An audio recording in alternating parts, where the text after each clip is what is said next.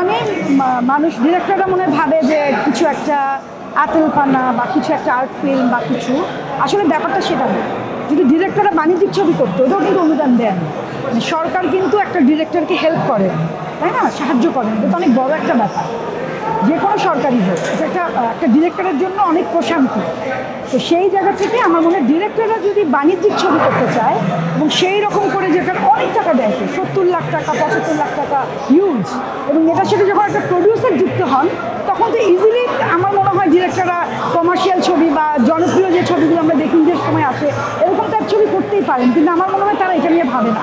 তারা ভাবে অনুদান মানেই মনে হয় একটু অন্যরকম ছবি, বাট অনুদান মানে কিন্তু এটা সরকার তোমাকে মানে তার কোনো লাভ না রেখে তোমাকে একটা সাহায্য করছে, তোমাকে এই টাকাটা সে উপহার হিসেবে তুমি একটা ভালো ছবি যেটা নাকি দর্শক দেখবে, অনেক হলে চলবে, এটা ভেবেই কিন্তু সরকার পরিচালকদের দেন।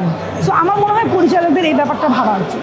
আমার আসলে অনুদানটা আমার মনে হয় যে যারা কাজ জানে, যারা ডিরেক্টর সত্যিকার অর্থে, এবং যাদের মানে ফিনান্স প্রবলেম আছে বা যারা প্রডিউস করতে পারে না, আমার মনে হয় সেরকম ভালো নির্মাতা দেখেই গভর্নমেন্টকে অনুদানটা দেওয়া উচিত।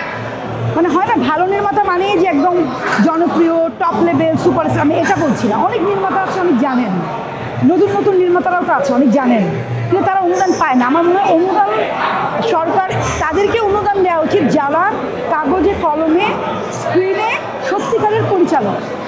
অনেক সময় দেখা যায় যে একজন আর্টিস্ট, সে হয়তো পরিচালক না, সে অনুদানটা পাচ্ছে, বা একজন এমন একটা মানুষ যে কোনোদিন পরিচালনা তো দূর, কোনোদিন প্রডিউসও করেননি, তিনিও পাচ্ছেন। আমার মনে হয় এরকম করে হয়তো গভর্নমেন্টের টাকা খরচ হচ্ছে এবং আসলে ভালো কিছু ফল পাওয়া যাচ্ছে। এই যে একান্তই আমার ব্যক্তিগত অভিমত। হ্যাঁ, সিনেমা, আমি তো সিনেমা প্রেমী, আমি ছোটোবেলা থেকে সিনেমা দেখি। আমি তো সিনেমা অনেক ভালো লাগে দেখতে, মার হাত ধরে কিন্তু যেতাম, মা বাবার হাত ধরে, গুলিস্তান, নাচ, অভিসার, মধুমিতা। তারপরে তো আমি সিনেমা বানালাম, বা সবার সিনেমা দেখি আমি হলে গিয়ে, একবার না, এক একটা ছবি 3-4 বার করে দেখি।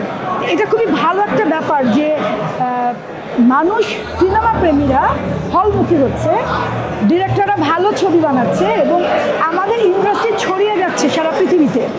আজকে আপনি দেখেন তাণ্ডব থেকে শুরু করে, আপনি দেখেন শাকিব খানের ছবি বলেন, উৎসবই বলেন, যে কোনো আমাদের প্রহেলিকাই বলেন, সুরঙ্গই বলেন, হ্যাঁ, রায়হান রাফির ছবি বা যে কোনো ছবি, কিন্তু যে ছবিগুলো ভালো, জঙ্গলি, সব কিন্তু ভালো ভালো ছবি, এবং এই ছবিগুলো বিদেশে যাচ্ছে, মানুষ দেখতে পাচ্ছে, এটা তো অনেক আনন্দ। আমি তো খুবই আশাবাদী। আসলে আমি তো অনেক নতুন নতুন ছেলেমেয়েদের নিয়ে নাটক বানিয়েছি, অনেক, যারা এখন অনেক স্টার, যারা এখন সুপারস্টার, যারা এখন কি বলবো, যাদের ছাড়া এখন নাটক ভাবে না, সেরকম মানুষদের নিয়ে আমি কাজ করেছি। আমিও তো মেধাবী ডিরেক্টর না, আমি আসলে পরিশ্রমী, কর্মঠ, জানি না কতদিন কাজ করতে পারবো। তবে এখন তো একটু সময় ভিন্ন, যেহেতু আমি কখনোই প্রডিউসার না। সো আমার প্রডিউসাররা যদি বলে, আমার চ্যানেল যদি বলে যে আপনি নতুনদের নিয়ে কাজ করেন, আপনার নাটক আমরা চালাবো, বা কোনো প্রডিউসার যদি বলে আপনি নতুনদের নিয়ে কাজ করেন, আমরা চালাবো, তাহলে আমি অবশ্যই নতুনদের নিয়ে কাজ করব। আমার যেটা কথা হচ্ছে সেটা হলো সেই অভিনেতা অভিনেত্রীকে কিছু জানতে হবে, মানে সে যেন ক্যামেরা বোঝে, সে যেন অভিনয় জানে, এইটুকু তো প্রয়োজন। কারণ একটা মেয়ে কিছুই জানে না, আমি অত মেধাবী না, প্রথমে বললাম আমার